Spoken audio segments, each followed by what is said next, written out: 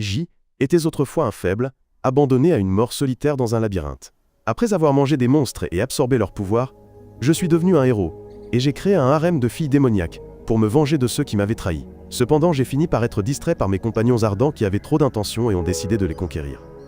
Mais avant tout cela, je me suis soudainement réveillé dans un donjon sombre du grand labyrinthe d'Orcus, un abîme dangereux, rempli de monstres terrifiants.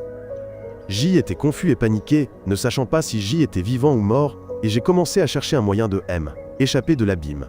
En explorant, j'ai été témoin d'un monstre ressemblant à un lapin attaquant des loups. Mais au lieu de fuir, le lapin a vaincu les deux loups avec des attaques puissantes et rapides. Cela m'a rempli d'une peur encore plus grande. Mais alors, un monstre prédateur gigantesque est apparu de nulle part, a décapité le lapin et l'a avalé comme un chat attrapant une souris. Terrifié, je me suis retourné pour fuir, mais le monstre colossal m'a coupé un bras. Le monstre a ensuite commencé à mâcher mon bras coupé tout en essayant de continuer à me manger.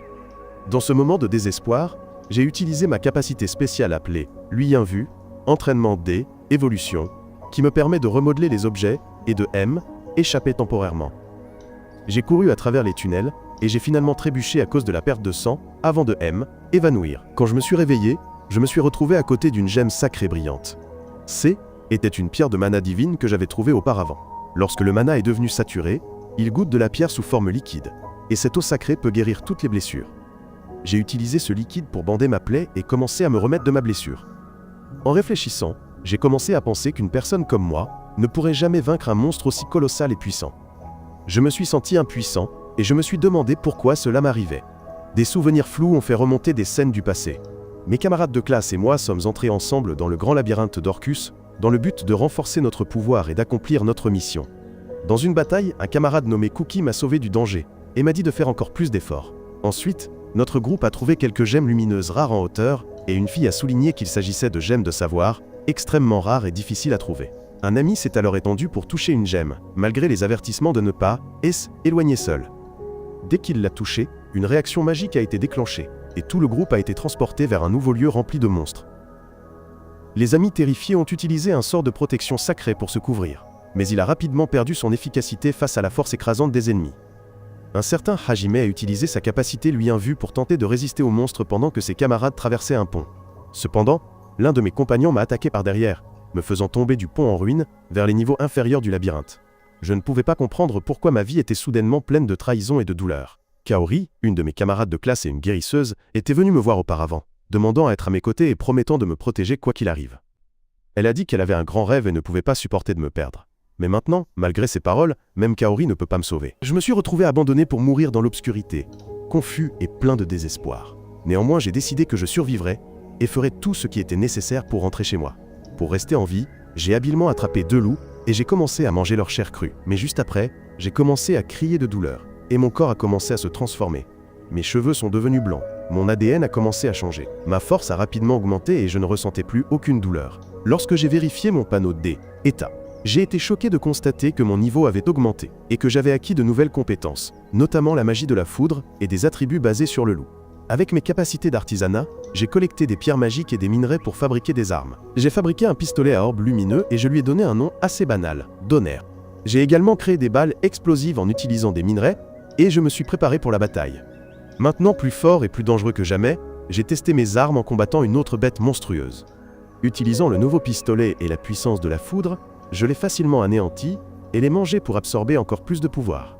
Maintenant devenu redoutable, je suis allé affronter la bête qui m'avait arraché un bras. Je l'ai traquée et j'ai hardiment déclaré que je la vaincrais et la mangerais. La bête s'est à nouveau jetée sur moi, mais j'ai facilement esquivé son attaque et tiré plusieurs fois avec Donner. L'une d'elles a tranché le bras de la bête et je l'ai mangé au milieu de la bataille comme un barbare. Ensuite, j'ai déchiqueté la bête avec la foudre avant de tirer dans son crâne, la tuant définitivement. Maintenant, je suis devenu une créature puissante qui ne plie pas devant la mort. Et mon seul objectif est de détruire tout ce qui se dresse sur mon chemin. Ensuite, j'ai pensé à utiliser mes capacités d'artisanat pour échapper de ce labyrinthe, mais je me suis soudainement rappelé qu'il y avait 100 niveaux ici, et je ne savais pas à quel niveau J était actuellement. Alors que je me battais pour survivre sous terre comme un fou, mes camarades de classe étaient dans le palais royal en train d'expliquer au roi. Ils ont raconté que lors de l'exploration du grand labyrinthe Orcus, ils avaient accidentellement déclenché un piège au 20e niveau, les faisant tomber tous au 65e niveau. Ils se retrouvent face au Behemoth, une créature si effrayante que même les plus courageux prennent leurs jambes à leur cou. Cependant, Le roi se montre inflexible et leur rappelle qu'ils ont été convoqués ici pour combattre, et non pour un pique-nique. Son conseiller révèle ensuite que le démon de ce monde a trouvé le moyen de contrôler les monstres et que l'humanité est au bord du gouffre. Les étudiants n'ont pas été simplement jetés dans un autre monde pour s'amuser. Ils ont été convoqués par les prières des habitants, choisis pour protéger ce royaume de l'anéantissement. Alors que tout cela est expliqué, Shizuku, l'une de mes camarades, commence à sombrer dans ses pensées. Elle se souvient de Kaori, sa meilleure amie et thérapeute du groupe, qui lui avait promis de combattre à ses côtés, même si elle, n'était pas née pour combattre. À ce moment-là, elle remarque que l'un de ses camarades, Hiyama, murmure tout seul, visiblement inquiet. Elle lui demande s'il va bien, mais le garçon panique comme s'il avait vu un fantôme et s'enfuit rapidement. Cet incident étrange rappelle à Shizuku que Hiyama a toujours eu des problèmes avec moi dans le passé. Shizuku se rend ensuite auprès de son ami Kaori, qui s'est finalement réveillé après 5 jours de coma. La première chose qu'elle fait est de demander de mes nouvelles, et quand elle apprend que je suis toujours dans le coma, elle éclate en sanglots. Shizuku la console, et lui promet de m'aider à me retrouver par tous les moyens. Sous terre, je continue d'avancer dans le tunnel obscur. Finalement, je tombe sur une immense porte scellée par étranges serrures. J'essaye de l'ouvrir, mais cette action déclenche 2 monstres à proximité qui se réveillent soudainement et m'attaquent. Sans perdre une seconde, je vise œil de l'un d'eux, et le mets à terre instantanément. Le second parvient à bloquer mes tirs et tente de résister. Mais je reste calme et recharge mon arme. Je remarque que le monstre ne s'éloigne pas de la porte, mais j'utilise une attaque ultra chargée et l'achève sans difficulté. Après le combat, je fouille les cadavres et trouve 3 orbes lumineux. Je les insère dans le mécanisme de la porte, et finalement elle s'ouvre. À l'intérieur, je découvre une pièce sombre remplie d'une énergie magique épaisse et étrange. Au centre de la pièce, une jeune fille est scellée à l'intérieur d'un bloc de glace. Je me retourne pour partir, pensant que ce n'était pas mon affaire, mais elle commence à crier à l'aide. Je ne veux toujours pas l'aider car je pense qu'elle est trop dangereuse. Mais quand la jeune fille affirme qu'elle a aussi été trahie, j'ai finalement changé d'avis. La jeune fille révèle ensuite qu'elle est une sorcière.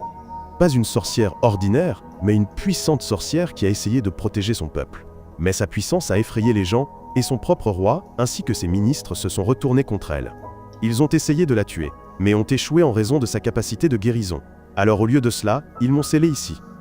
J'ai écouté attentivement et, pour la première fois depuis longtemps, j'ai senti que je pouvais à nouveau faire confiance à quelqu'un. J'ai alors utilisé toutes mes forces et, d'une manière ou d'une autre, j'ai brisé le sceau, libérant la fille. Elle n'avait même pas de vêtements, mais nous avons essayé de garder une expression neutre, comme si tout allait bien. Je lui ai dit mon nom, et quand je lui ai demandé le sien, elle a dit qu'elle ne voulait plus qu'on l'appelle par son ancien nom. J'ai donc décidé de lui donner un nouveau nom. La fille nommée Yue m'a joyeusement serré dans ses bras, son corps couvert de sueur, mais à ce moment-là, quelqu'un a tiré une flèche vers nous, et j'ai été blessé en la protégeant. J'ai rapidement sorti une potion magique et l'ai versée sur ma blessure pendant que Yue retirait les flèches de mon dos. Nous avons bientôt repéré un monstre crabe géant se tenant juste devant la sortie, comme s'il était chez lui. Réalisant que nous devions nous battre, j'ai donné mon armure à Yu, l'ai soulevé sur mon dos et me suis retourné pour faire face au monstre. J'ai commencé à tirer, mais les balles de plomb ne semblaient laisser aucune égratignure. Le monstre s'est précipité avec une force violente et j'ai essayé toutes les méthodes, même en lui jetant une bombe au pied, mais rien ne pouvait le ralentir. Au moment où il semblait que le monstre allait nous transformer en bouillie, Yue a décidé d'agir. Elle a glissé de mon dos et a soudainement commencé à sucer mon sang comme si Xe était son chèque protéiné. Il s'est avéré que mon sang était plein de mana et elle savait que était le moyen le plus rapide de restaurer sa force. Pendant que Yu mangeait, j'ai utilisé ma capacité d'entraînement pour retenir le monstre juste assez longtemps. Quand elle fut enfin prête, elle tira un immense jet d'énergie verte, appelé Azur, sur la tête du monstre. L'impact fut puissant, mais le monstre resta debout tandis que Yu s'effondrait d'épuisement. Je l'ai encouragé à réessayer et à viser le même point que j'avais touché auparavant, pensant qu'un coup coordonné au bon moment pourrait en venir à bout. Yu hocha la tête, bien qu'elle m'ait prévenu que son prochain tir ne serait pas aussi puissant. Ensuite, j'ai distrait le monstre et j'ai fait signe à Yu de l'attaquer avec son énergie azur. Dès qu'elle l'a fait, j'ai sauté sur la bête et lui ai tiré dessus à bout portant, mettant finalement fin à sa misérable existence. Ensuite, en mangeant la chair du monstre mort, j'ai dit nonchalamment à Yu que le dragon errant était censé être éteint il y a 300 ans, ce qui signifiait qu'elle avait au moins cet âge. Mais Yu m'a lancé un regard furieux, visiblement mécontente qu'on lui rappelle son âge. Ensuite, je lui ai demandé si elle savait où nous étions ou comment nous pouvions sortir. Mais Yue a admis qu'elle n'avait aucune idée. Tout ce qu'elle savait, c'est que ce donjon avait été créé par des êtres arrogants, d'anciens saints qui ici étaient retournés contre les dieux et avaient tenté de détruire le monde. Mais leur plan a échoué, et maintenant ils vivent profondément dans ce labyrinthe. En explorant plus profondément, j'ai trouvé un artefact magique de haut niveau, et j'ai commencé à fabriquer une nouvelle arme. Yue a saisi cette opportunité pour me poser des questions, je lui ai tout raconté. je lui ai expliqué comment les dieux m'ont invoqué ainsi que mes camarades pour combattre le démon. Mais contrairement aux autres, je n'avais aucune compétence de combat. Tout le monde me traitait d'inutile, et les choses n'ont fait qu'empirer lorsqu'un de mes camarades m'a trahi lors d'une mission. Je suis tombé dans l'abîme et j'ai perdu mon bras. Et à partir de ce moment-là, j'ai juré de survivre à tout prix, même si cela signifiait manger des monstres. Yui s'est senti triste après avoir tout entendu. Mais je lui ai dit que je ne cherchais pas de pitié. Je voulais juste rentrer chez moi. Elle a dit calmement qu'elle n'avait pas de maison où rentrer, et cela m'a rendu un peu mal à l'aise, alors je l'ai invitée à venir avec moi, et j'ai promis que où que j'aille, elle aurait une place à mes côtés. Immédiatement après, un groupe de monstres ressemblant à des dragons a commencé à nous poursuivre, et peu importe la distance que nous parcourions, ces créatures ne s'arrêtaient pas. Nous avons remarqué des fleurs étranges qui poussaient sur la tête des monstres, agissant comme des parasites qui les contrôlaient. Nous avons réussi à nous échapper par je ne sais quel moyen, et pendant ce temps, Yue a bu mon sang comme si Ka était sa boisson énergisante. Une fois que nous avons eu fini, nous avons déménagé dans une pièce étrange où une brume bleue a commencé à voler vers nous. Avant que je puisse réagir, Yue a soudainement commencé à m'attaquer. Il s'est avéré que son corps avait été affecté par la fleur. Ensuite, j'ai finalement affronté le monstre floral. Il était si laid qu'il pouvait causer des traumatismes psychologiques. Il a attrapé Yue et l'a forcé à me tirer plusieurs fois dessus.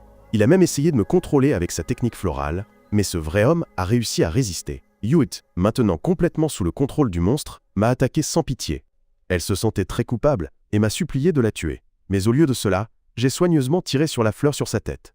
Dès que Yue a été libéré, j'ai continué avec un autre tir, finissant finalement le monstre. Ensuite, je me suis assis pour manger plus de monstres, et j'ai proposé à Yue d'en manger, mais elle a refusé. Au lieu de cela, elle a enlevé sa veste et a continué à boire mon sang. Ensuite, nous sommes descendus les escaliers et sommes finalement arrivés au 100e étage, où nous avons rencontré une piscine étrange. Juste derrière, nous avons trouvé une porte gigantesque. J'ai eu un étrange pressentiment qu'il y avait quelque chose d'important derrière. Ainsi, sans perdre de temps, je me suis approché et j'ai ouvert la porte. Ensuite, nous sommes entrés et nous nous sommes retrouvés dans une zone magnifique, avec de grandes colonnes autour et une porte gigantesque devant nous. Alors que nous commencions à nous diriger vers la porte, un monstre est soudainement apparu. Ceci est un monstre de type dragon avec plusieurs têtes qui fonce vers moi pour m'attaquer. Il lance immédiatement une boule de feu, mais je l'esquive et contre-attaque avec mon propre projectile, explosant sur le monstre. Au début, il semblait que nous l'avions neutralisé. Mais un monstre blanc est alors apparu. Celui-ci possédait un pouvoir de guérison et redonnait vie aux monstres tombés, ainsi qu'aux autres autour. Il est désormais clair que notre véritable cible est le monstre blanc, car tant qu'il sera en vie, les autres monstres continueront de ressusciter. Yume et moi avons réalisé que nous devions d'abord détruire la créature blanche. À ce moment crucial, Yume a commencé à faire une hallucination. Elle a vu une vision de moi partant et la laissant derrière. Elle a crié de panique, pensant que je l'abandonnais, mais il s'est avéré que était une illusion créée par l'ennemi.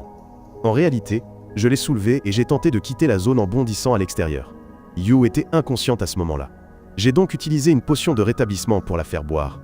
Elle s'est lentement réveillée, et nous avons tous deux convenu que nous devions vaincre tous les monstres et nous échapper vivants.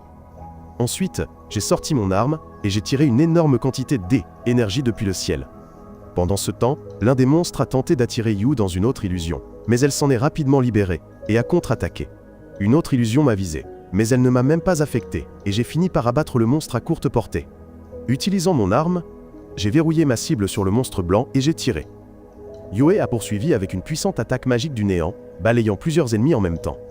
Mais en raison de la quantité de pouvoir consommé, elle s'est effondrée d'épuisement. Bien que nous ayons neutralisé de nombreux monstres, le blanc était toujours en vie et a lancé une autre attaque d'en haut. J'ai sauté devant Yu pour la protéger, mais j'ai fini par laisser tomber mon arme et être blessé. Je suis tombé au sol, et j'ai commencé à saigner abondamment, ce qui a fait paniquer Yue.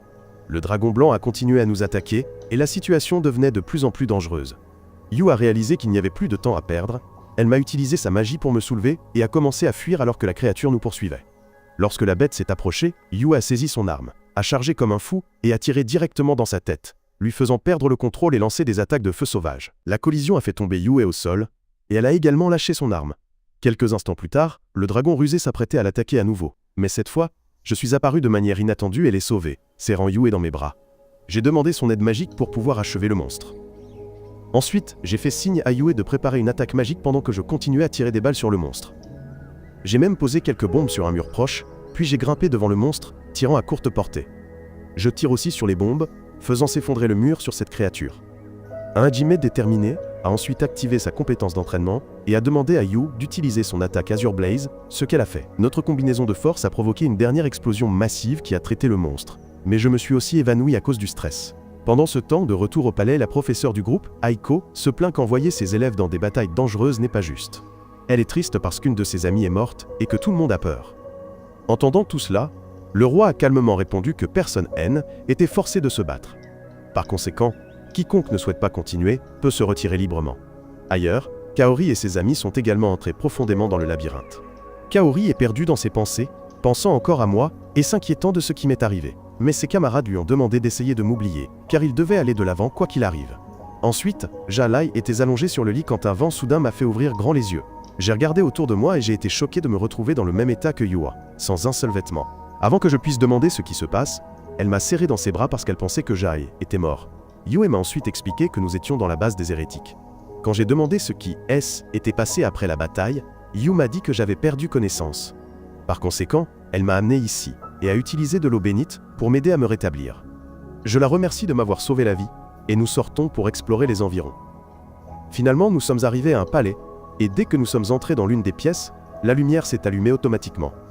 Un squelette était assis négligemment sur un trône au centre, comme s'il attendait GTA 6. Encore une fois, pendant ce temps, je pense que cette pièce pourrait avoir une sortie vers le monde extérieur. Alors que j'entrais dans un cercle magique lumineux sur le sol, le squelette s'est soudainement animé. L'esprit à l'intérieur s'est présenté comme Oscar, celui qui a créé ce labyrinthe, et il m'a félicité d'avoir passé tous les tests. Quand j'ai essayé de poser des questions, Oscar m'a dit de ne pas le faire, expliquant que ce N était qu'un message préenregistré et qu'il ne pouvait répondre à aucune nouvelle question.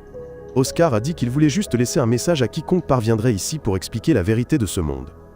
Ailleurs, nous voyons le reste des étudiants arriver au 65e étage du labyrinthe. Shizuku a eu l'impression d'avoir battu un record du monde Guinness, ne sachant pas du tout que son ami était au 100e étage à se battre contre un dragon. Cependant, leur capitaine, Kuki, les a prévenus qu'ils ne connaissaient pas les dangers qui les attendaient. Ils devaient donc rester vigilants. Comme il l'avait prédit, le Behemoth les a accueillis là où il les avait attaqués auparavant. Toute l'équipe a été choquée car elle pensait qu'il était mort. Mais cette fois, ils étaient préparés et plus forts qu'avant. Alors que le combat commençait, Kaori dit hardiment à l'ennemi qu'ils allaient le finir et qu'ils ne le laisseraient plus blesser personne. Alors que Behemoth chargeait, Kuki le frappa avec son épée et ordonna à tout le monde de se mettre en position. L'un des élèves bloqua une attaque arrivante, tandis que les autres se précipitaient avec des mouvements coordonnés et fluides. Alors que 3 d'entre eux étaient sur le point de tomber dans un cratère, Kaori utilisa sa magie pour les empêcher de tomber. Elle continua d'utiliser son pouvoir de guérison pour renforcer les guerriers combattants à ses côtés, tandis que d'autres élèves combattaient la vague de monstres osseux. Shizuku rassembla tout le monde pour se préparer à la prochaine attaque. Au même moment, Behemoth sauta par-dessus eux et fonça droit sur une fille se tenant derrière. Elle réussit à bloquer son attaque avec sa lance, mais Behemoth était trop puissant et la lance de la fille commença à se fissurer. C'est à ce moment que Kaori la guérit rapidement, sauvant la vie de la jeune fille. Ensuite, Aiko lança de multiples attaques sur l'ennemi, tandis que Kuki le finissait avec une puissante attaque de son épée magique. Avec cela, l'équipe gagna finalement, et le monstre fut détruit à jamais. De retour auprès de moi, J écoutait toujours l'esprit d'Oscar. L'esprit admit qu'il ne savait pas exactement pourquoi J était là, mais il décida de me donner son pouvoir, me demandant de ne pas en abuser. Dès que l'esprit disparut, je ressentis une douleur intense dans ma tête, et le cercle rouge s'illumina à nouveau. Je savais enfin que les dieux et les faux prophètes N n'étaient pas des démons, mais des libérateurs.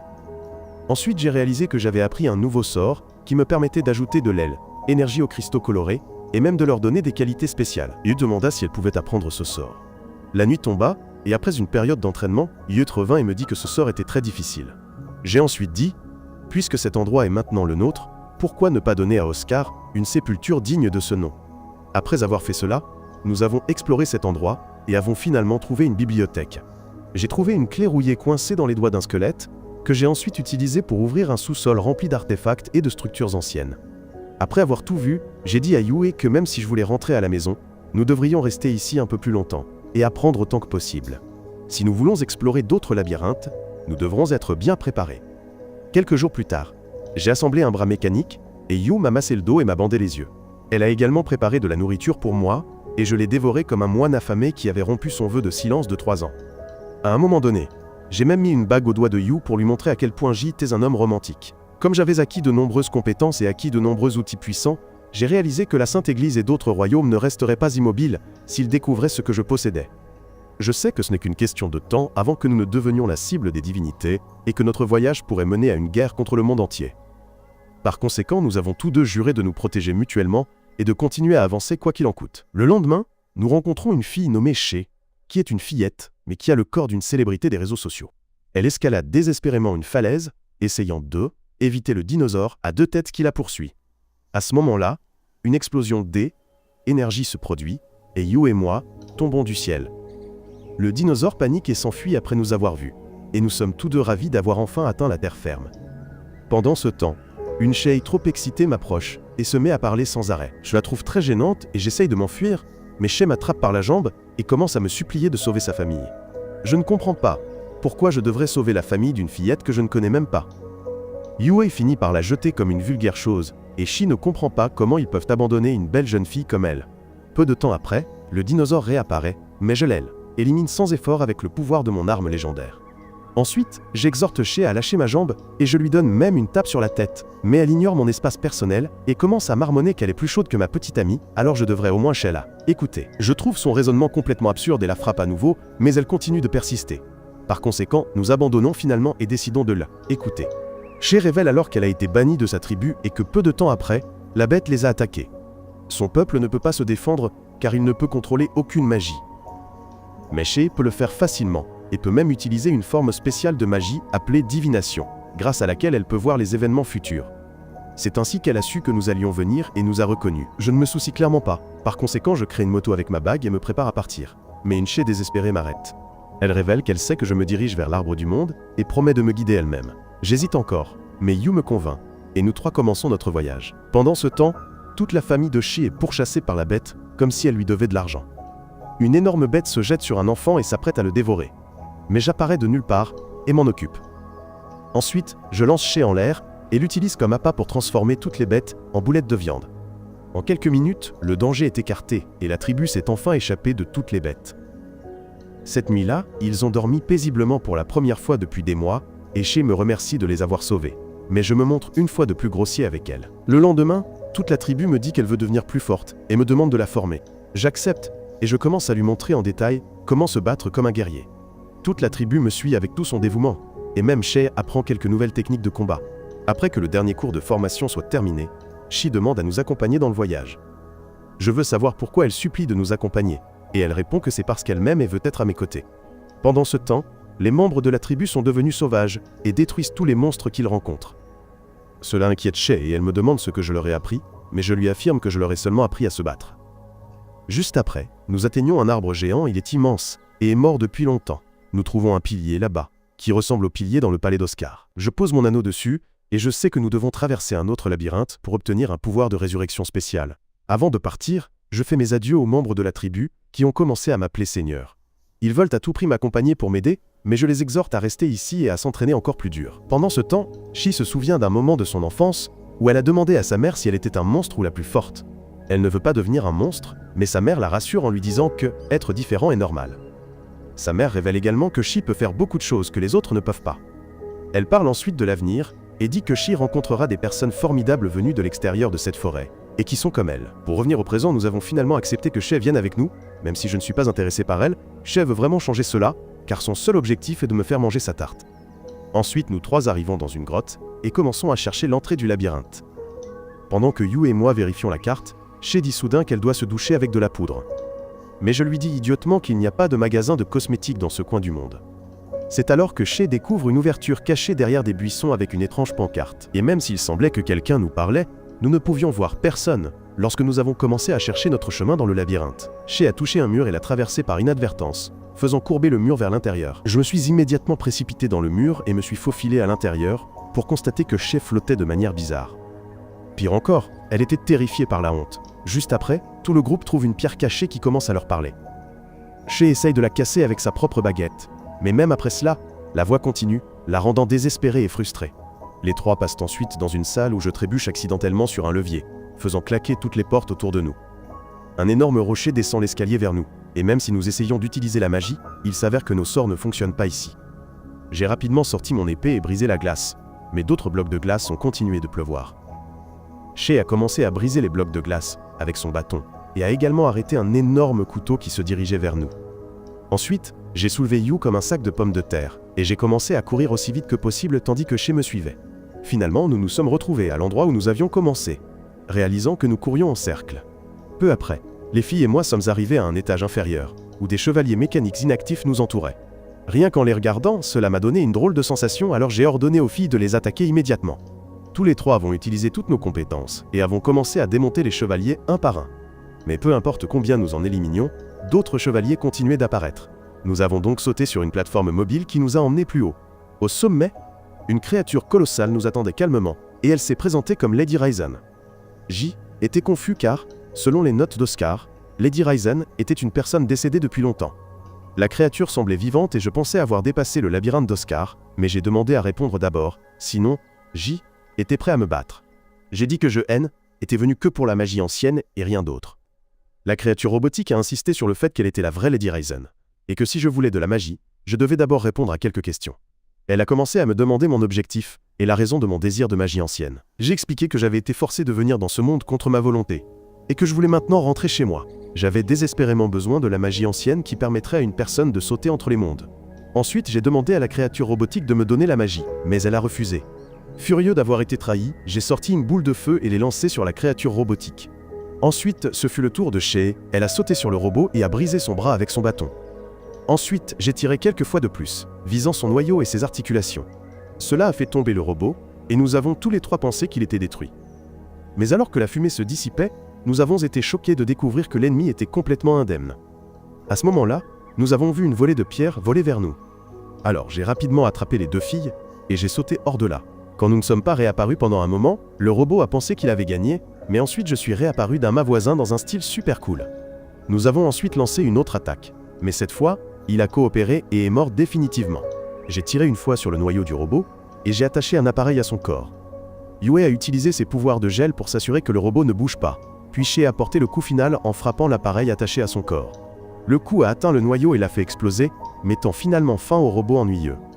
Après la bataille, Yu câline Shea comme un enfant et la félicita d'être une gentille fille.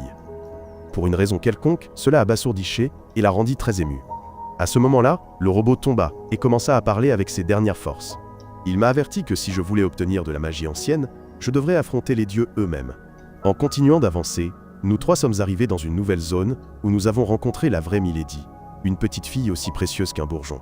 Elle a essayé de paraître mignonne et adorable, mais une Shea en colère l'a frappée à la tête avec sa lance. Une fois qu'elle s'est calmée, Milady nous a dit que moi et Shea étions pas encore assez forts pour utiliser la magie ancienne, mais que Yude pouvait déjà la contrôler facilement. Ensuite, elle m'a donné une bague spéciale, mais je était toujours pas satisfait, alors j'ai commencé à la secouer pour demander plus de reliques. Quelques instants plus tard, alors que nous étions tous les trois occupés à ouvrir des coffres au trésor, une Milady exaspérée tira sur un levier, provoquant le déversement d'une énorme quantité d'eau dans la pièce. Nous nous sommes tous retrouvés dans une rivière, avec des créatures étranges, comme un poisson moche. Yu et moi avons immédiatement atteint la rive, mais une Shea maladroite s'est noyée. Heureusement, je l'ai sortie de l'eau et lui ai fait du bouche à bouche, jusqu'à ce qu'elle reprenne conscience. Nous sommes ensuite allés dans un hôtel voisin et avons décidé de passer la nuit. Alors que nous discutions de l'arrangement des chambres, Yua a suggéré que Shea dorme dans une chambre séparée, mais cette fille impulsive a protesté avec véhémence.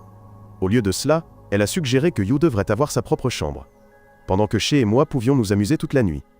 Malheureusement, Shea a dit cela un peu trop fort, et les gens autour ont été complètement choqués par ce qu'ils venaient d'entendre. Quelques jours plus tard, Youf, Shea et moi avons été invités chez OCUS, le chef de la guilde des aventuriers. Il était horrifié par la façon dont nous avions facilement envahi la grotte de Ryzen et voulait maintenant notre aide. OCUS a révélé qu'un groupe de 3 aventuriers S était rendu dans la grotte du Nord pour explorer, mais N était jamais revenu. Le sauvetage était particulièrement important car l'un des disparus était Will Kudeta, le fils d'un duc influent. OCUS a également révélé que le groupe avait été attaqué par quelque chose d'extrêmement puissant. C'est pourquoi il voulait que moi et mes filles les sauvions. J'ai d'abord refusé. Mais quand OCUS a promis de nous soutenir entièrement si quoi que ce soit arrivait, j'ai accepté à 2 conditions. Je voulais un nouveau tableau de statut pour nous 3, et si j'avais une demande, elle devait être exécutée sans poser de questions. OCUS a accepté l'accord, et avec cela, nous 3 sommes partis pour accomplir la mission. Pendant le voyage, nous avions faim, alors j'ai suggéré que nous mangions du crabe, mon plat préféré de ma ville natale. Non loin de là, dans un hôtel, Aiko déjeunait tranquillement avec ses élèves. Elle a loué leur diligence et les a encouragés à continuer demain. Alors qu'ils mangeaient et parlaient, le propriétaire de l'auberge s'est approché de leur table pour demander ce qu'ils pensaient de la nourriture. Tout le monde a dit qu'il l'aimait beaucoup, mais le propriétaire semblait toujours insatisfait.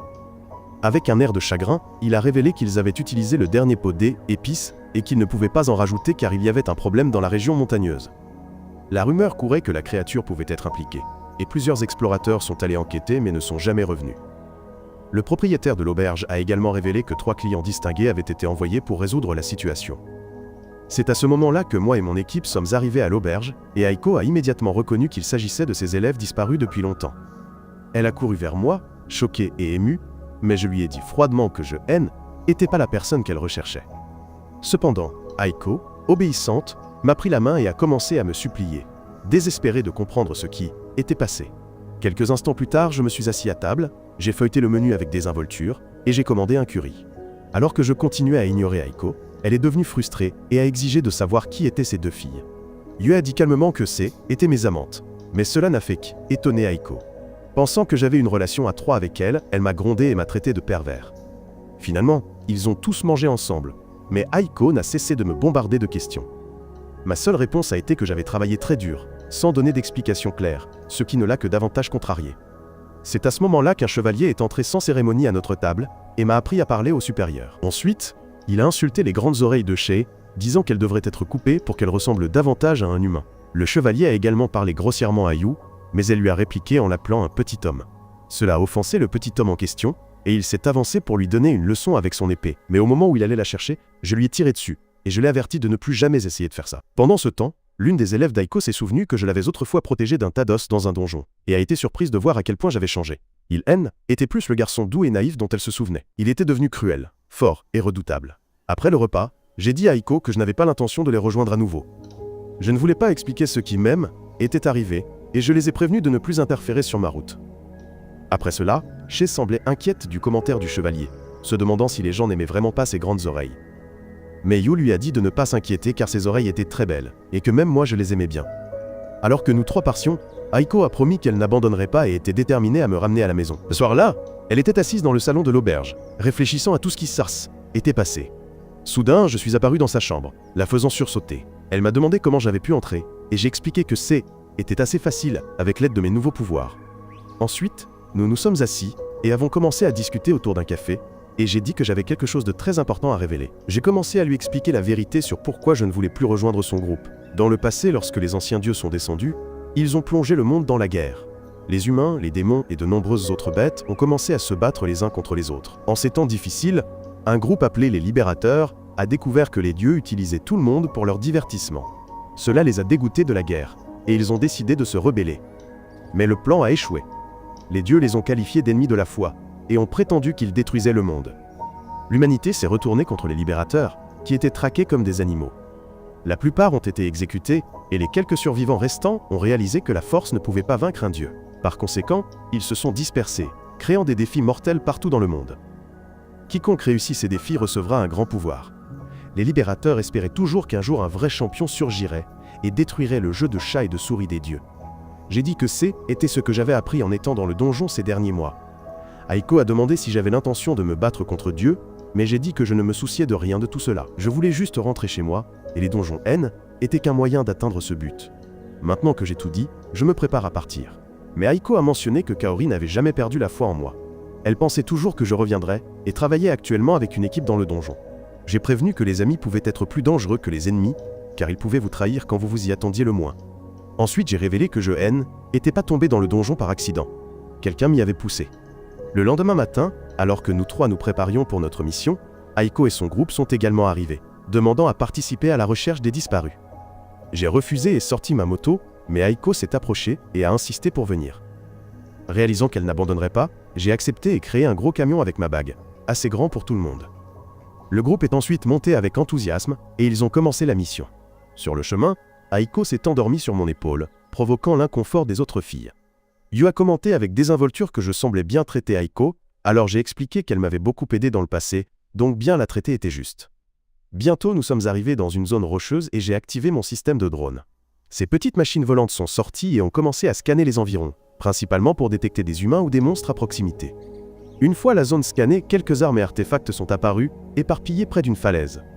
Je les ai récupérés, et le groupe a rapidement rencontré une empreinte de pas géante. Yul l'a regardé et a deviné que quoi que ce soit qu'il ait laissé devait être un monstre colossal. Nous avons continué et sommes finalement arrivés à une cascade. J'ai senti que quelque chose se cachait derrière l'eau qui tombait, et j'ai dit à Yu de la traverser en coupant. Avec un coup précis, elle a créé un passage, et nous sommes entrés dans une nouvelle grotte révélée. À l'intérieur, nous avons trouvé un garçon inconscient sur le sol, et je lui ai naturellement tapé sur le nez, le faisant sursauter et se réveiller. Il s'est avéré que était le raté Will Kudeta que nous cherchions. Je me suis présenté, et j'ai dit que nous étions venus sur ordre de la guilde des aventuriers pour le sauver. Will, toujours tremblant et terrifié, a expliqué que leur groupe avait été pris en embuscade par un dragon noir. Ses amis étaient tous morts, il était donc reconnaissant plutôt que coupable. En entendant cela, j'ai réconforté le garçon et lui ai dit franchement que survivre n'était pas honteux. La nuit tombait et nous nous préparions à partir, mais j'ai soudainement senti le danger, et à ce moment-là, le dragon noir s'est précipité et a lancé une attaque surprise. J'ai rapidement créé un bouclier pour protéger tout le monde du danger, tandis que Yu sautait pour aider. Shay s'est également précipité sur le côté et a frappé le dragon avec sa propre masse. Yu a lancé un autre sort, et ensemble, ils ont fait tomber le dragon au sol. Cependant, alors que tout le monde soupirait de soulagement, le dragon a rugi et s'est relevé une fois de plus. Shay s'est rapidement déplacé pour attaquer à nouveau, mais le dragon l'a attrapé avec sa queue et l'a jeté dans la rivière. J'ai riposté avec une rafale d'attaque, mais le dragon a continué d'avancer et a lancé un puissant jet d'énergie. Il visait Will, mais Yu est arrivé juste à temps et l'a bloqué avec un bouclier de glace. Réalisant que le dragon ciblait les faibles, j'ai exhorté Aiko à emmener les autres dans un endroit sûr. Pendant qu'elle le faisait, j'ai sorti mon fusil et j'ai tiré un coup sec. Le dragon a également craché du feu en même temps, provoquant une grande explosion qui a secoué cet endroit. Ensuite, j'ai rapidement inséré mon arme dans le ventre du dragon, avant de faire exploser une bombe à proximité. Bien que gravement blessé, le dragon s'est quand même levé et a tenté de riposter, mais Shay a utilisé sa masse pour lui ôter la vie. Maintenant que la dernière bête était maîtrisée, j'ai sorti une barre de métal et l'ai enfoncée, là où le dragon ne voulait absolument pas qu'une barre de métal soit enfoncée. Cela a fait hurler la pauvre bête dans la voix d'une fille, révélant qu'il s'agissait en fait d'un membre de la tribu des dragons. Elle m'a supplié de retirer la barre de métal de son arrière-train, révélant que son mana était sur le point de épuisé, ce qui signifiait qu'elle redeviendrait bientôt humaine. Mais au lieu de me soumettre, j'ai continué à enfoncer la barre de métal de plus en plus profondément, la faisant presque évanouir. J'ai même tordu la barre de métal tout en affichant un sourire satisfait sur mon visage. Finalement, le dragon a cédé et a admis qu'elle avait été manipulée. Quelqu'un avait volé sa liberté et l'avait forcé à attaquer les aventuriers, ne lui laissant aucune autre issue. Will n'a pas cru qu'elle mentait, mais le dragon a insisté sur le fait que sa race ne mentait jamais. Yu la soutient également, disant « Les dragons sont des créatures loyales, donc elle dit sûrement la vérité ». Le dragon semble ému qu'une personne ordinaire comme Yu la défende, mais Yu clarifie rapidement qu'elle a en fait 300 ans. Pendant ce temps, Will ne veut toujours pas pardonner au dragon pour ses crimes, et le dragon accepte d'être puni, mais elle demande un délai car une menace plus grande approche. Elle révèle qu'un personnage mystérieux mène une armée de monstres vers un village voisin, et qu'elle veut l'arrêter. Un Hajime, pas convaincu, refuse de la laisser partir et continue de lui enfoncer le métal, mais Yu intervient à la dernière seconde. Elle croit que le dragon ne ment pas et exhorte Toi à la libérer. Cette fois, Toi est finalement convaincu et tu commences lentement à retirer le métal. Dès que le dragon est libre, elle se transforme en une belle femme nommée Tio. Au lieu d'être en colère contre toi, elle commence en fait à te séduire. Il s'avère qu'elle a beaucoup apprécié cette nuit-là. Tio rappelle ensuite au groupe que l'armée de 60 000 monstres arrive rapidement, et qu'elle pourrait atteindre le village en 2 jours. Elle les presse d'évacuer tout le monde le plus rapidement possible. Will me supplie d'aider, mais je refuse, disant que mon seul travail est de sauver Will, pas de sauver tout un village. Ensuite, je me prépare à partir, mais une Tio extrêmement excitée annonce que son mana est épuisé, elle a donc besoin que je la porte. Je commence en colère à la traîner, mais Tio aime aussi ça et commence à crier comme si je lui enfonçais à nouveau du métal. Alors que l'armée de monstres continue d'avancer vers le village, Aiko me supplie d'aider. Elle sait que si nous n'intervenons pas maintenant, tous les villageois seront massacrés. Je lui demande si elle est prête à risquer la vie de ses élèves pour des gens qu'elle ne connaît même pas. L'enseignant insiste sur le fait que ses élèves sont toujours la priorité absolue, mais elle ne peut pas supporter de voir des innocents mourir. Aiko admet qu'elle n'a pas pu m'aider quand j'avais le plus besoin d'elle, et elle s'en excuse sincèrement. Ensuite, je lui demande si peu importe ma décision, elle sera toujours mon enseignante. Elle accepte doucement, mais me demande d'au moins l'écouter avant de prendre une décision. Je ne dis rien de plus et pars, disant qu'il est temps de préparer l'armée qui arrive. Je commence immédiatement à construire une barrière magique autour du village, et les villageois se rassemblent pour m'aider. Les femmes et les enfants sont évacués pendant que les autres préparent la nourriture et aident à distribuer les provisions aux défenseurs. Ce soir-là, Aiko vient me voir et me demande de l'aider en tout ce dont j'ai besoin. Je lui dis calmement que les monstres arrivent et que je suis prête. Cette nuit-là, pendant que je préparais le feu, une Tio désespérée s'approche de moi. Elle veut se battre à mes côtés et jure qu'elle fera tout ce qui est nécessaire. Elle a même commencé à m'appeler maître et a dit qu'elle voulait m'aider à gagner la bataille. J'ai essayé de la rejeter, mais même mes paroles acerbes ont rendu la fille excitée, car elle rêvait de me manger, depuis l'incident avec le métal. Young et Shay observent tout à distance et se sentent un peu jalouses. Alors que la nuit tombe, l'armée de monstres finit par s'approcher. Je déclare soudainement Aiko déesse de l'agriculture, qui a convoqué tous les héros, y compris moi, pour combattre les monstres. Les villageois ont immédiatement commencé à scander son nom, faisant rougir Aiko comme une tomate mûre. Ensuite, j'annonce que notre victoire est assurée, car nous avons maintenant une divinité protectrice à nos côtés. Puis, je sors mon fusil de sniper classique et lance l'assaut sur les troupes ennemies. Yu et Shes équipent également de fusils lance-flammes, tandis que Tio utilise sa magie du dragon pour abattre les monstres. En quelques secondes, la bataille devient féroce. Des boules de feu, des tornades et toutes sortes d'attaques magiques volent dans les airs.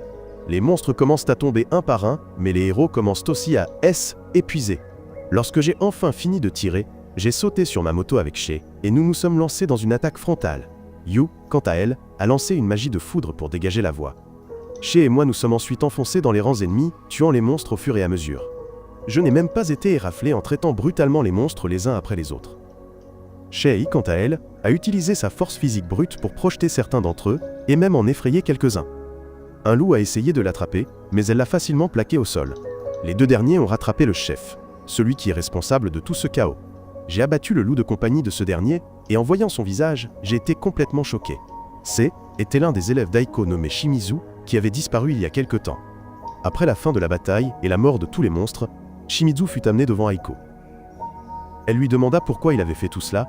Shimizu révéla qu'il avait rejoint les démons car il le traitait comme une personne spéciale. Shimizu croyait aussi que s'il battait Aiko, les démons le considéreraient comme un héros. Cependant, tout ne s'est pas passé comme prévu, et même son armée de 60 000 démons N était pas suffisante. Il me demanda d'où je tirais des armes aussi puissantes et qui Jar était vraiment. Bien qu'il ait causé le chaos, Aiko a doucement pris la main de Shimizu et lui a dit qu'elle comprenait sa douleur.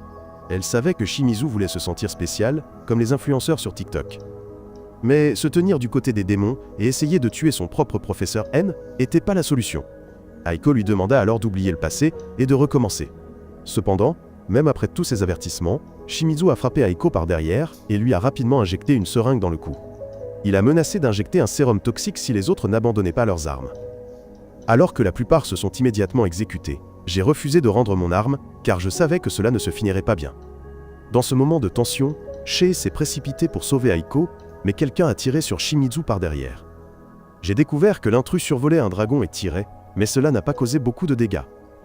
Pendant ce temps, Aiko a été accidentellement injectée avec le sérum dans le chaos et se retrouve maintenant au bord de la mort. Je savais qu'elle n'avait plus beaucoup de temps, alors j'ai bu l'eau bénite et la lui ai transmise, la faisant lentement reprendre conscience. Pendant ce temps, le traître Shimizu mourait lentement de sa blessure par balle. L'amour se renforce. Aiko m'a supplié de sauver ses élèves, mais j'ai refusé catégoriquement, car cette femme avait tenté de tuer sa propre tutrice. Ensuite, je me suis tourné vers Shimizu et lui ai tiré plusieurs fois dessus, mettant fin à sa vie misérable une fois pour toutes. Aiko était sous le choc de ce qui venait de se passer, mais je lui ai dit de ne pas s'en soucier et de partir. Sur le chemin du retour, Will m'a demandé calmement pourquoi je devais m'occuper de Shimizu. Après tout, il allait mourir dans quelques instants. Je n'ai rien dit, mais Yue a révélé que si je ne finissais pas le traître, Aiko devrait vivre le reste de sa vie avec des remords. Elle aurait à porter ce fardeau de culpabilité pour toujours. Et c'est pourquoi j'ai porté ce fardeau pour moi-même. Dans l'ombre, un groupe de personnes mystérieuses discute d'un plan secret. Ils ont récemment capturé une fille démoniaque rare et prévoient de la vendre à un prix élevé. J'ai, quant à moi, réussi à mener Will chez le président du syndicat et à finaliser ma partie de l'accord. Ensuite, j'ai demandé une autre feuille de statut pour pouvoir enregistrer Tio, une autre occupante de notre chambre. Les trois filles ont discuté sans cesse, comme si demain était la fin du monde. Pendant que je me tenais à la fenêtre à observer quelque chose de suspect à l'extérieur, Tio m'a rappelé que j'avais promis de lui faire visiter la ville si elle s'entraînait dur. Mais je me concentrais toujours sur les silhouettes étranges qui se déplaçaient. J'ai murmuré que quiconque nous surveillait allait mourir. Qu'il soit humain, bête, ou une paire de corbeaux flottant dans un manteau. À ce moment-là, Tio s'est soudainement arrêtée pour réfléchir. Elle s'est souvenue que son père lui avait dit que même si leurs ennemis étaient forts et dangereux, ils n'étaient pas invisibles. Il croyait qu'un jour, quelqu'un serait assez fort pour défier un dieu. Après avoir grandi, Tio est retournée dans son village où elle a senti que quelque chose d'étrange se passait. Un vieil homme a révélé que les dieux avaient invoqué des milliers d'extraterrestres. Déterminée à protéger son peuple, Tio a pris la décision audacieuse d'aller enquêter, même si elle ne savait pas ce qui l'attendait. Pour l'instant, j'emmène Shay faire un tour de la ville comme promis, et ils errent comme des touristes désorientés. Finalement, elle m'entraîne dans une piscine où nous rencontrons un poisson qui parle, nommé le man. Moi, avec ma nature grossière, j'essaye de taquiner le poisson, mais il me répond par quelques insultes qui lui sont propres. Cela m'a vraiment impressionné, et nous avons fini par discuter pendant très longtemps comme si nous étions un couple. Ensuite, Shay et moi avons décidé de relâcher le poisson qui parle dans la rivière. Et alors que nous nous disions au revoir, le man révèle qu'une sirène a également été amenée dans la piscine, mais elle a été volée très tôt. Le man prévient qu'il y a un syndicat de voleurs dans la ville, donc une fille monstrueuse comme Shay devrait faire attention. Pendant ce temps, Yu et Tio font des courses au marché comme un couple responsable. Tio demande innocemment à Yu si elle est d'accord avec le fait que Shay et moi devenions si proches. La fille démon dit qu'elle ne s'en soucie pas du tout, car si j'aime quelqu'un, elle l'aime aussi. Pendant ce temps, Shay mange une glace avec moi et me demande si je suis content que Tio rejoigne notre équipe. J'ai précisé qu'elle ne rejoignait pas l'équipe, mais qu'elle s'y imposait comme une ânesse têtue. J'ai aussi dit que Tio-en était pas une mauvaise personne, mais qu'elle agissait souvent de manière irréfléchie. À ce moment-là, je me suis figé quand j'ai senti la présence de quelque chose de maléfique sous terre. Alors, Shay et moi sommes partis enquêter, et avons bientôt abouti dans une crypte où nous avons trouvé une petite fille kidnappée. Il s'avère que la petite fille a été détenue par des voleurs qui prévoyaient de la vendre. Après avoir secouru la petite fille, je l'ai rapidement ramenée dans notre chambre où elle s'est réveillée. J'ai doucement demandé son nom et elle a dit « Miu ». Ensuite, je me suis présenté ainsi que Shea. Comme la petite fille avait faim et froid, nous l'avons rapidement baignée, lui avons donné des aliments chauds et avons séché ses cheveux. Miu a apprécié tout cela et était vraiment heureuse d'être avec ses étrangers. Ensuite, elle a révélé qu'elle avait été séparée de sa famille et kidnappée par des personnes malfaisantes, le même type de personnes que les man avaient mentionnées. Maintenant qu'elle était secourue et hors de danger, Shea a demandé ce que nous devions faire d'elle. J'ai dit que nous devrions la remettre aux gardes de la ville, car était la seule chose logique à faire. En entendant cela, Miu a couru pour m'enlacer fermement, incapable de s'arrêter de pleurer. Ensuite, j'ai confié Miu aux gardes de la ville, et la petite fille m'a demandé avec colère si je la détestais, mais je n'ai rien dit et suis simplement parti. Quand Shay et moi sommes rentrés à la chambre, nous avons remarqué une explosion à proximité. Cela nous a inquiétés, et nous sommes rapidement retournés seulement pour découvrir que les gardes de la ville avaient été neutralisés par quelqu'un. Il y avait aussi un message déroutant écrit sur le mur, demandant que j'amène la jeune fille sur le rivage si je voulais voir Miu vivante. Furieux de cet acte désastreux, j'ai juré que je trouverais Miu et punirais quiconque était derrière cela. Ailleurs, Tio et Yue buvaient un café ensemble lorsqu'un homme a fait irruption sans crier gare. Il s'est avéré que était moi. J'ai rapidement expliqué tout le scénario aux filles. J'ai essayé d'obtenir des informations de cet homme, mais je n'ai rien pu obtenir. Par conséquent, j'ai demandé à toute mon équipe d'aider, et ils ont commencé une recherche dans toute la ville. Finalement, ils sont arrivés dans une maison souterraine où le groupe de trafiquants se relaxait. Les filles ont rapidement utilisé leur pouvoir pour anéantir ces détestables contrebandiers pendant que je m'enfonçais pour chercher Miu. J'ai bientôt trouvé la fillette harcelée par un homme, alors je l'ai abattue sur place sans hésiter. Me voyant revenir pour la sauver, une Miu émue a couru se réfugier dans mes bras. Ensuite, je me suis envolé avec la fillette, et ils ont vu les autres filles démanteler tout le réseau de trafiquants. Lorsque la paix fut rétablie, j'ai déposé Miu sur le sol où les autres filles attendaient. La fillette les a toutes rencontrées et a même serré Yu dans ses bras comme si elle était sa mère. Miu s'est ensuite tournée vers moi et m'a appelé frère, un nom que je n'aimais pas. J'ai demandé à la fillette de m'appeler par mon nom, mais elle a alors commencé à m'appeler papa. Le lendemain, j'ai raccompagné tout le monde hors de la ville dans ma voiture. Mais Shia était la conductrice de moto. Elle ne manquerait pas de se vanter et ressemblerait à une parfaite idiote. Dans la voiture, Miu a insisté pour vouloir prendre le volant, mais j'ai refusé et j'ai promis de lui apprendre plus tard. J'ai complètement accepté mon rôle de père, et j'ai même commencé à appeler Miu ma fille. Peu de temps après, ils sont arrivés dans un marché, et j'ai commencé à me remémorer des souvenirs du passé avec mes amis. Miu m'a demandé pourquoi J était triste. J'ai révélé que J était ici il y a 4 mois, même si j'avais l'impression que cela faisait des années. Ensuite, le groupe a rencontré le chef de l'association, Loa, et je lui ai immédiatement donné une lettre d'Ocus. Laura a lu la lettre et avait du mal à croire qu'un type maigre comme moi avait balayé 60 000 monstres et détruit une organisation maléfique en un après-midi. À ce moment-là, un garçon est entré en courant avec un message urgent pour le chef de l'association. Un monstre était apparu dans le donjon. Laura a demandé qui avait envoyé le message et le garçon m'a regardé et m'a immédiatement reconnu. J'ai ensuite appelé Endo et nous nous sommes salués, car il s'est avéré que nous étions camarades de classe. Endo a été choqué de voir à quel point j'avais changé et était devenu quelqu'un de complètement différent, mais il était très heureux de me savoir en vie.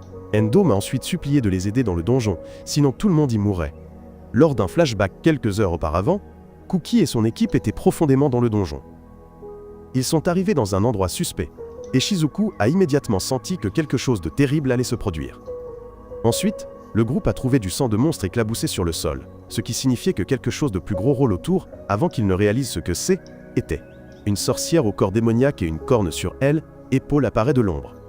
Elle tente de convaincre l'équipe de Cookie de les rejoindre, révélant qu'un de leurs amis a accepté l'offre et a rejoint le camp des démons. Cependant, Cookie refuse catégoriquement et se prépare à la combattre. Ensuite, la femme démon lance une série de monstres géants qui commencent à attaquer le groupe un par un. Kaori et les autres font de leur mieux pour résister, mais les monstres s'avèrent trop puissants et aucune attaque n'est efficace. De plus, même si un monstre est légèrement blessé, la femme démon peut le guérir avec l'aide de son corbeau effrayant. Réalisant qu'ils sont surpassés en nombre et en puissance, le groupe dit à Endo d'utiliser sa capacité d'invisibilité pour échapper de ce labyrinthe et demander de l'aide. Il hésite à les laisser seuls, mais finit par accepter pour le bien des autres. Dans un accès de rage, Cookie tranche l'un des monstres avec son épée. Cependant, alors qu'une jeune fille essaye d'arrêter la prochaine vague, les monstres félins la transpercent, la transformant en pierre. Cela anéantit le groupe, et Shizuku les exhorte à fuir immédiatement. Lorsque Cookie refuse et dit qu'il devrait continuer à se battre, elle lui gifle le visage pour le faire revenir à la raison. Pendant ce temps, Endo atteint le 17e étage, où il rencontre le capitaine Meld, et explique tout. Soudain, un monstre les attaque. Il s'avère que la capacité d'invisibilité d'Endo n'est pas si bonne. Meld se bat contre le monstre, et dit à Endo d'aller informer les autres à l'extérieur pendant qu'il retient l'ennemi. C'est pourquoi Endo s'est rendu à la guilde en premier lieu pour chercher de l'aide. De retour dans le labyrinthe, le groupe a abandonné le combat et essaye de courir aussi vite que possible. Pourquoi courir ? Mais quand ils sont fatigués, ils s'arrêtent et discutent de la prochaine étape. Deux des membres pensent qu'il est préférable de rejoindre la femme démon pour que tout ce carnage prenne fin. Mais Cookie les avertit de ne pas faire confiance aux démons. Pendant que le groupe discute, le capitaine Meld apparaît, gravement blessé. Il essaye de leur dire quelque chose, mais un monstre l'attaque soudainement par derrière, le neutralisant sur le champ. Bientôt, la femme démon apparaît également, prête à achever les survivants. La mort du capitaine met Cookie en colère, et il décide de libérer toute sa puissance. Il déverrouille quelque chose appelé l'anéantissement des limites, et commence à trancher les monstres comme s'il jouait à Fruit Ninja. Au bureau de la guilde, Endo supplie l'aide pour sauver le groupe car ils sont aussi ses amis. Cependant, je réponds froidement qu'ils ne sont pas mes amis, juste des étrangers qui viennent de la même ville. Pendant ce temps, Cookie lance une attaque à pleine puissance contre le démon, qui se défend avec un bouclier. Cookie, furieux, s'apprêtait à briser la barrière et à la tuer, mais le garçon s'arrêta soudainement lorsque le médaillon de celle-ci tomba, révélant une photo d'elle et de son être cher. Cette distraction lui coûta cher, car une bête émergea du sol et frappa Cookie, l'envoyant dans les airs. Pendant ce temps, Endo, de dos, à genoux, me suppliait de sauver son ami. Cette fois, même les autres filles m'exhortèrent à les sauver, et nous demandèrent de partir ensemble. Sous l'effet d'un sort, le mana de Kaori était presque épuisé, et elle ne pouvait plus guérir ses amis blessés. Shizuku fut la seule à tenir bon, et elle se jeta sur une bête pour l'affronter, mais elle fut frappée si fort qu'elle commença à saigner. Kaori accourut à ses côtés et lui promit de ne jamais la quitter, quoi qu'il arrive. Ensuite, elles se tinrent la main et prièrent, tandis que deux bêtes colossales arrivaient pour en finir avec elle. Mais alors que tout espoir semblait perdu, une énorme barre de fer transperça les deux bêtes, les éliminant instantanément. Au soupir de soulagement de chacun, je fis une entrée spectaculaire, laissant Kaori complètement stupéfaite. Lors d'un flashback, mon équipe et moi suivions Endo dans un donjon sombre. Nous courions aussi vite que nous le pouvions, mais nous savions que le temps nous était compté.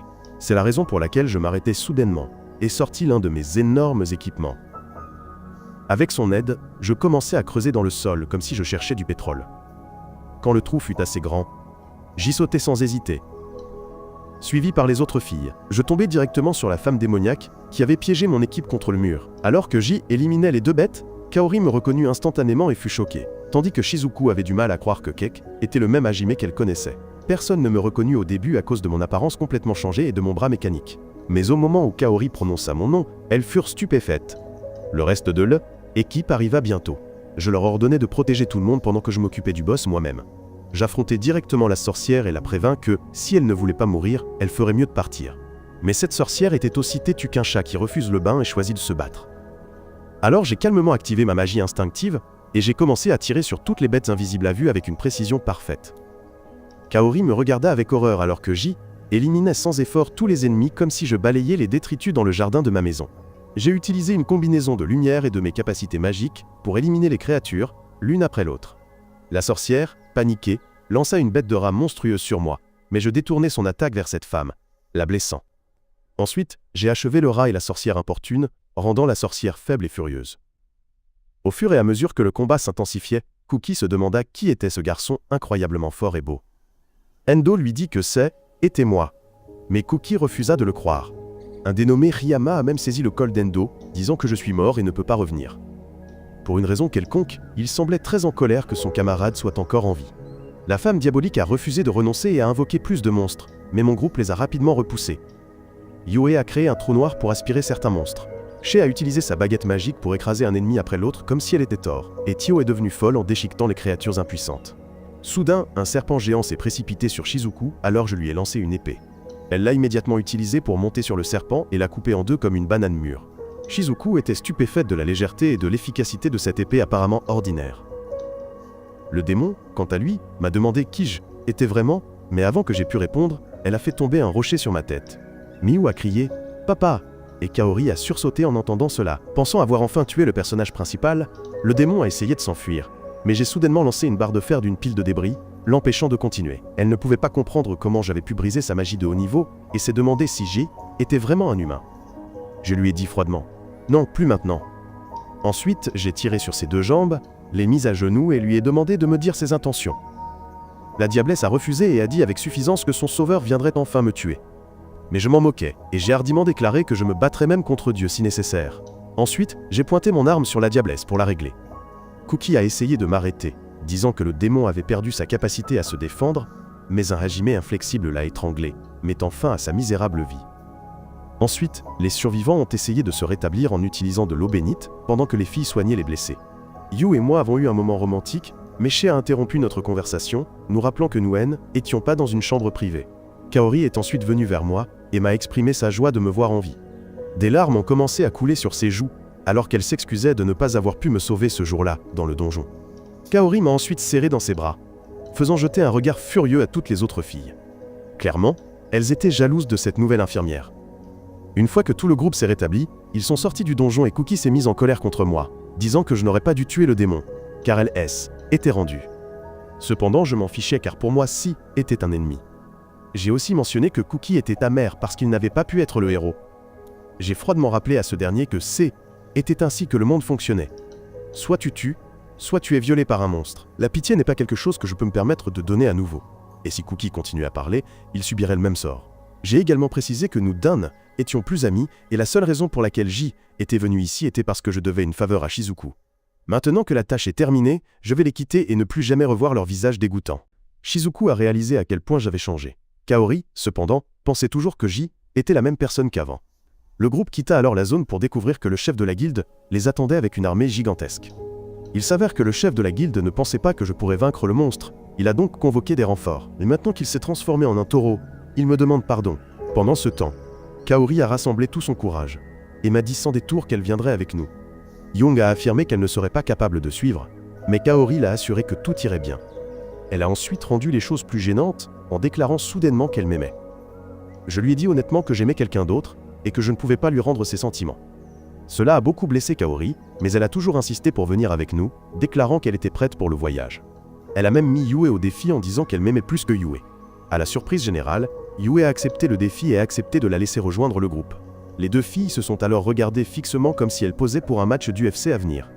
Quelques secondes plus tard, Kaori m'a soudainement pris par le col et m'a demandé pourquoi Miu m'appelait Ba et qui était la mère du bébé. Elle pensait que j'avais engrossé l'une des filles du groupe et que Jai était devenu un coureur de jupons. Elle a crié comme une femme obsédée, mais heureusement, Shizuku l'a attrapée et l'a emmenée. Alors que la nuit tombait, je me tenais silencieusement devant la base, et Shizuku est venue me parler. Elle a essayé de me rendre l'épée que je lui avais donnée auparavant, mais j'ai insisté pour qu'elle la garde. J'ai révélé qu'elle était fabriquée à partir des éléments les plus puissants du monde, et qu'elle pouvait couper à travers tout. Le lendemain matin, Kaori a fait ses adieux émouvants à son groupe, et est montée dans le véhicule avec les autres. Elle voulait s'asseoir à côté de moi, mais les autres lui ont dit que Yue était la seule autorisée à s'asseoir là. À ce moment-là, la petite Miu a dit un mot qui m'a presque fait perdre le contrôle. Mon histoire se termine ici, assurez-vous de vous abonner et d'activer les notifications. Merci d'avoir regardé jusqu'à la fin.